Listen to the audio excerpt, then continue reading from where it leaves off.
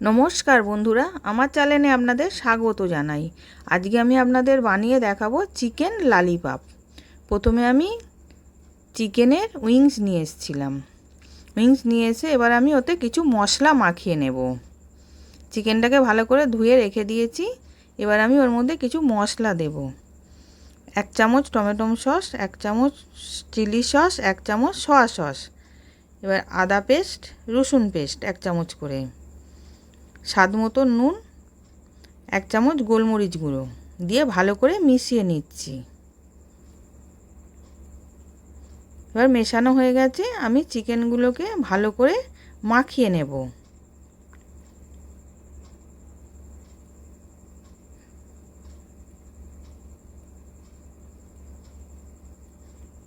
এবার ভালো করে মাখিয়ে নিয়েছি। এবার ওর মধ্যে একটা আমি ডিম দিয়ে দিলাম, দিয়ে ওটাকেও ভালো করে মাখিয়ে 10 মিনিট রেখে দেব।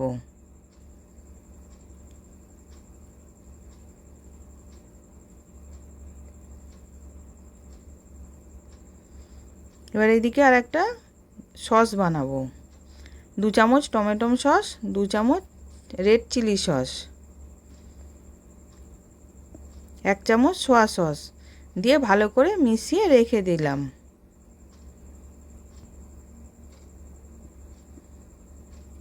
এবার ওই চিকেনটার মধ্যে আমি এবার 2 চামচ ময়দা দিয়ে দিলাম, 2 চামচ কর্নফ্লাওয়ার দিলাম,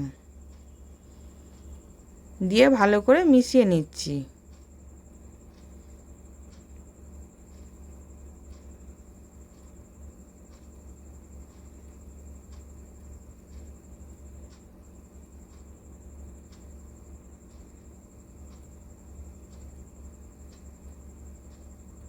এবার মেশানো হয়ে গেছে। এবার কড়াতে তেল গরম করতে দিয়েছিলাম, তেলটা গরম হয়ে গেছে। এবার আমি লালিপপগুলো তেলের মধ্যে দিয়ে উল্টে পাল্টে ভেজে নেব। একটু গ্যাসটা কমিয়ে ভাজবো যাতে চিকেনটাও সেদ্ধ হয়ে যায়। এবার উল্টে পাল্টে ভাজা হয়ে গেছে চিকেন লালিপপগুলো, এবার আমি তুলে নিচ্ছি। এবার ওই কড়ার মধ্যেই আমি একটু তেল দিয়ে পেঁয়াজ কুচিয়ে রেখেছিলাম, পেঁয়াজটাকে দিয়ে দিলাম, দিয়ে হালকা করে ভেজে নিয়েছি। এবার আদা কুচি দিলাম, আদা কুচিটা দিয়েও একটুখানি ভেজে নেব।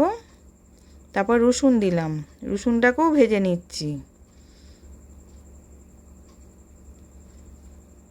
এবার সব ভাজা হয়ে গেছে, সামান্য একটু নুন দিলাম, গোলমরিচ গুঁড়ো দিলাম, দিয়ে ওটাকেও ভালো করে মিশিয়ে এবার আমি সসটাকে দিয়ে দিচ্ছি। সসটাকে দিয়ে একটুখানি নেড়ে নেব।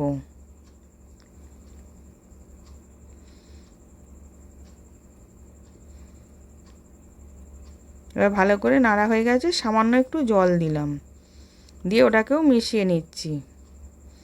এবার যেই লালিপপগুলো ভেজেছিলাম ওই লালিপপগুলো শুকনোও খাওয়া যাবে শুধু।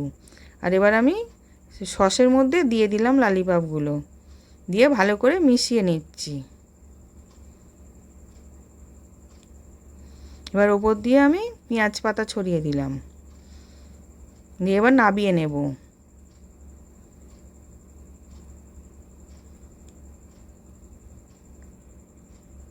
এবার নাবিয়ে নিলাম। চিকেন লালিপপ রেডি সার্ভ করার জন্যে। আশা করছি ভিডিওটা ভালো লেগেছে। আমি হাজির হব আর এক নতুন রেসিপির সাথে।